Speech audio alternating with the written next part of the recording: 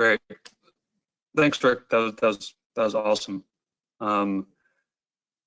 So for everybody on the webinar, our toolkit will be available to download on the web link that's shown on your screen. It's not published yet, but shortly after this webinar, we will have it available for everybody to download, and then they can play with all the information that's within it. So what we're going to do, we're going to walk you through the toolkit at a relatively high level. I don't want to get too bogged down in the weeds, but there's a lot of information that we're going to try to cover in the next 23 minutes. I'm going to start sharing my screen so everybody can see the toolkit. Just for everyone on the line, as we make this move from PowerPoint to the toolkit, your screen might go blank just for a minute, but don't worry, you are still connected.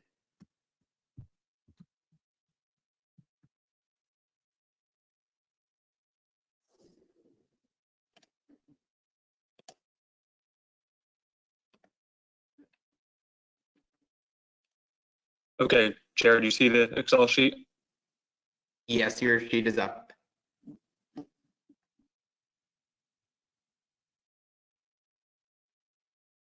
Okay, great, thanks. Okay, so on your screen now is our toolkit. You know, at first glance, you might be looking at the bottom and you're seeing a bunch of tabs. So it might be a little daunting on opening, but a lot of these tabs are informational, similar to like Bill was saying, 11-page application. Half of those pages are noise or instructions. So similar here, we tried to recreate the application page by page on our toolkit. We really didn't want to take any shortcuts here, and we wanted to be all encompassing. So if I scroll on the bottom, you'll see kind of color coordinated. The instructions all the way to the right, these are exactly the same that you'd see in the application. And what we tried to do to make it easier for the user as well is on top of each tab, we've labeled where this within the application mirrors. So here, you know, this is application instructions, page 1 and 2. So if I pop up the instructions now, and if I go to page 1, you'll see loan forgiveness application instructions. If I go back here, it's the loan forgiveness application instructions, and it kind of goes through the whole thing. So, you know, the second tab here, Schedule A instructions, page 5. If I go to the actual application, I go to page 5, instructions for PPP Schedule A. You'll see instructions for PPP Schedule A. So this will, I think, help some of the users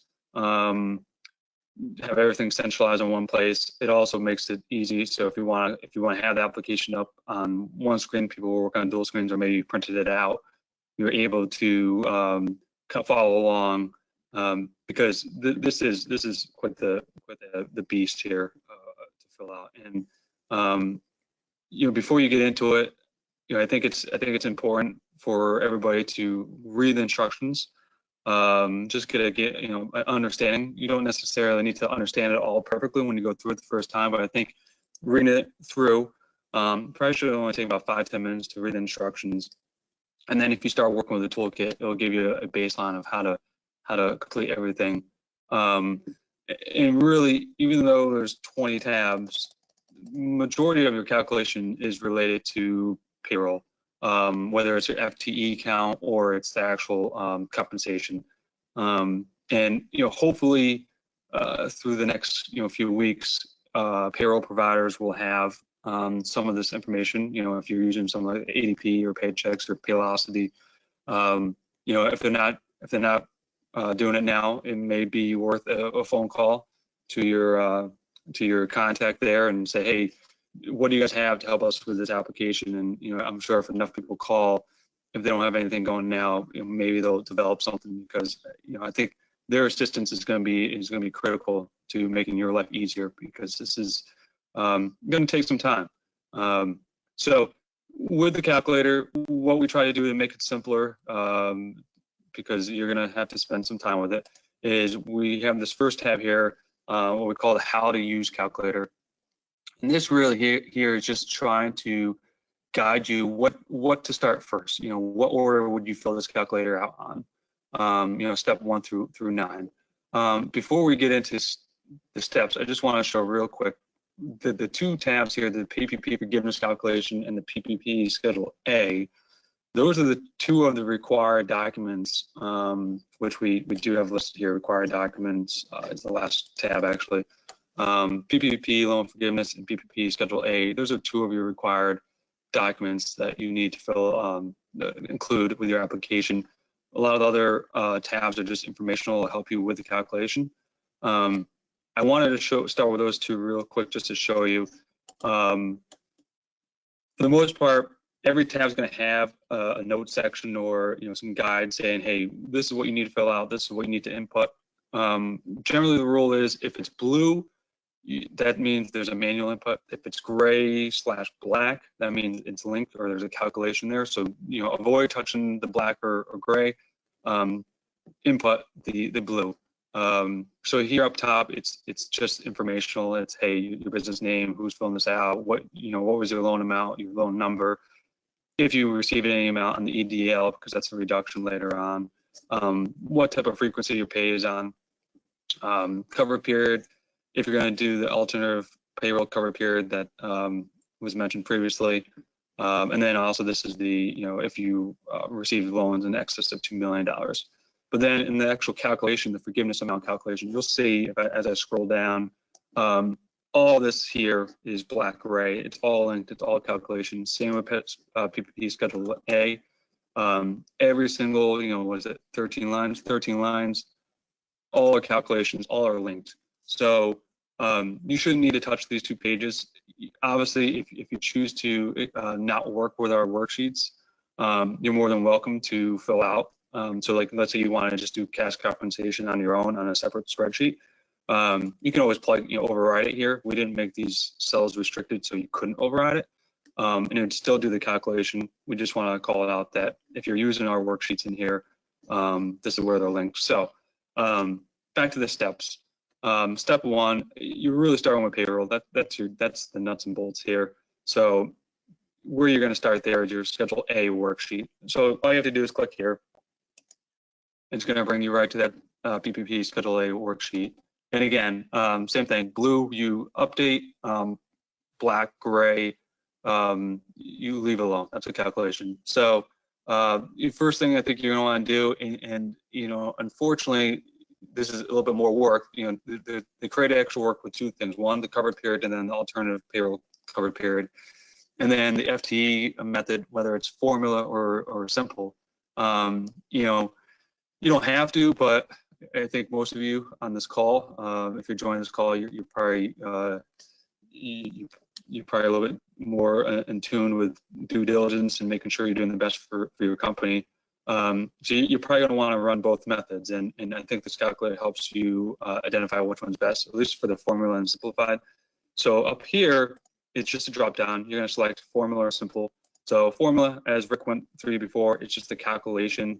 It's dividing the hours worked, average hours worked, divided by 40, it comes out to that 0.9. If I switch this to simple, you'll see it switches it to 0.5. Same thing that Rick covered previously. So we're just going to keep it to formula for now. On the left here, you'll see we again, this is, oh, this cut off. Let me extend this, while we're live.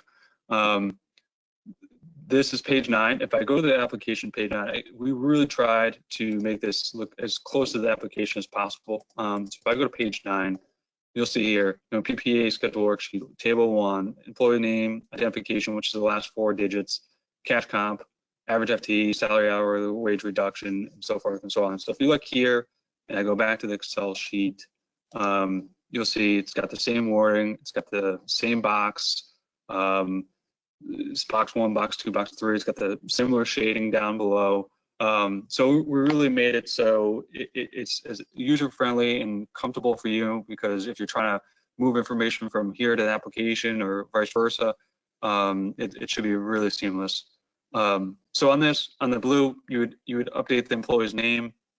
We put an asterisk here because there's formulas in this workbook that like VLOOKUP formulas for those who are familiar with Excel, that require you to have, precise precision. It's got to be the exact same thing. So you want to make sure that wherever you're putting in a person's name, Michael Smith, you make sure it's spelled the same way all the way through. You don't want to have Michael Smith here, and then the next time it's Michael, Smith. You missed the H or something, because then it's not going to pull all the way through the workbook.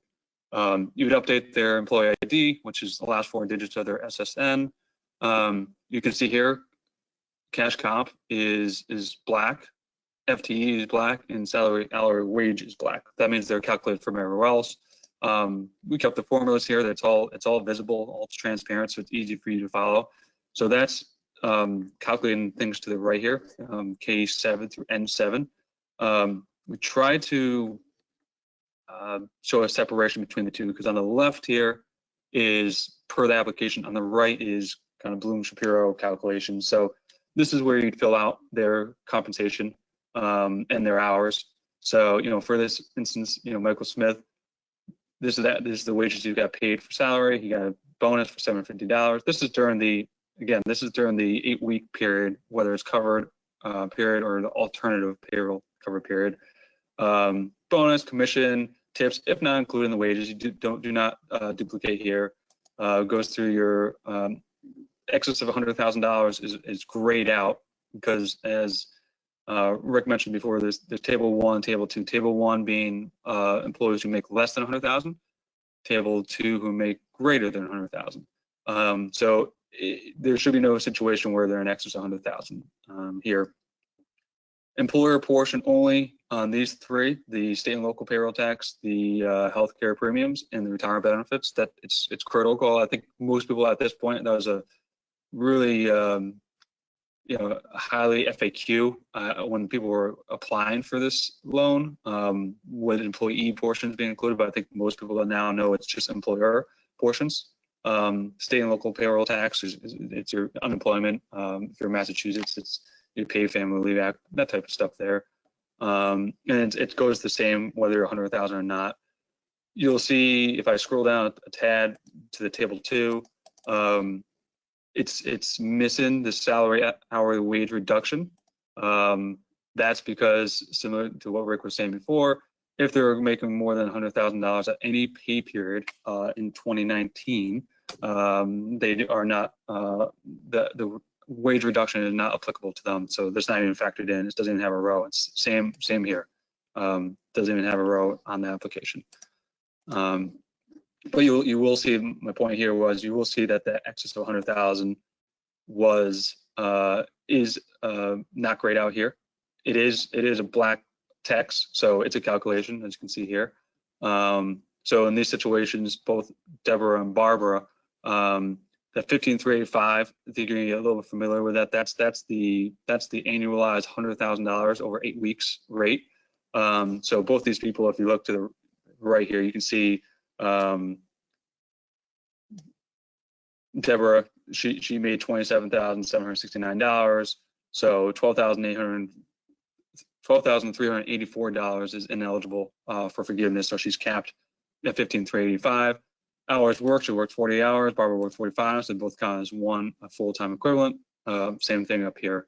And then if I scroll down, because they have the FTE safe harbor calculation on this as well. It's interesting that they put it on the same page. You'll notice this is all gray, all linked in, which will bring us to our average FTE calculation.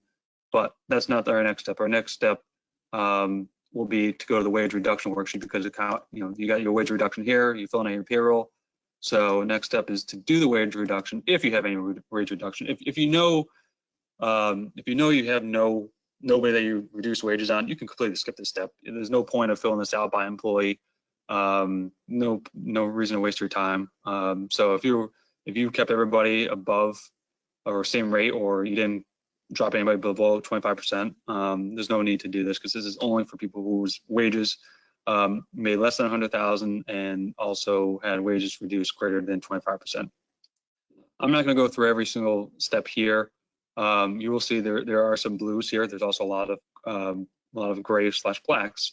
that you got what, 1, 2, 3, 4, 5-ish fields that you really need to fill out. I think the steps are pretty self-explanatory. Again, this follows the application. The wording's the same, you know, step 1A, step 1B, so it's easy to follow along. You will see if, so like, let's say Michael Smith, for instance, you know, his pay during the cover period was $37,375. Let's say his pay here, because, you know, if this is over 75%, that's not applicable. So let's say his pay was 40,000. I'm just gonna overwrite this. You'll see now it's blacked out.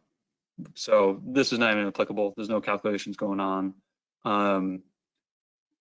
It just makes it easier. So if you are going to fill out this information and you're not 100% sure who's above 75, who's below 75, this will call it out really nice and easy for you, and identify.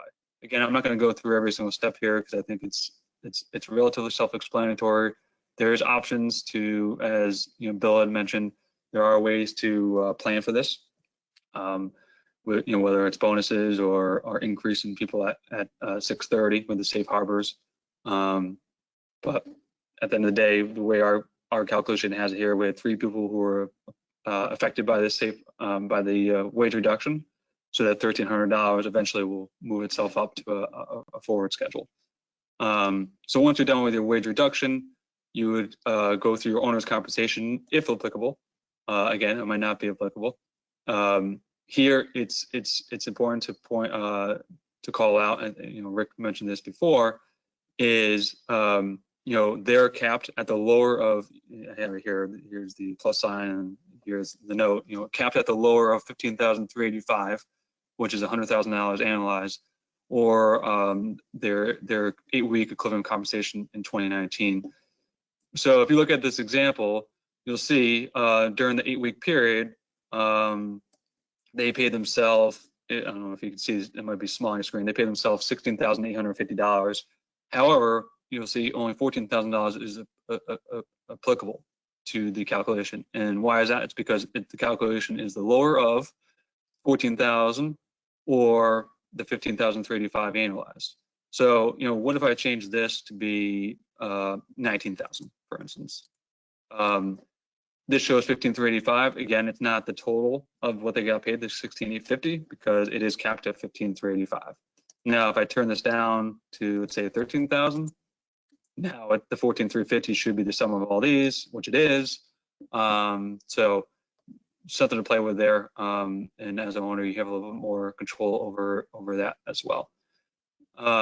So once you're done with the owner's calc, you would go to the FTE calc. This one here, unfortunately, we would love to be able to have the hours here and the FTE information work together, but they're 2 separate calculations, so just more work for everybody else, right? We have to calculate, and again, if you know that you didn't have a reduction in FTEs, this is steps you could skip. If you're saying, hey, I know I had 50 people at 215 and I have 53 people June 30th, then this is you don't have to provide this to the SBA or to the lender. It's really just to help you with the calculation. I'm not going to walk through every step here. Again, this here, the calculation will be affected by, let me go back here. Let me change this to simple, just so everybody can see, so everybody's aware. This will change based on the method you choose, which I'll just leave it there, it doesn't matter.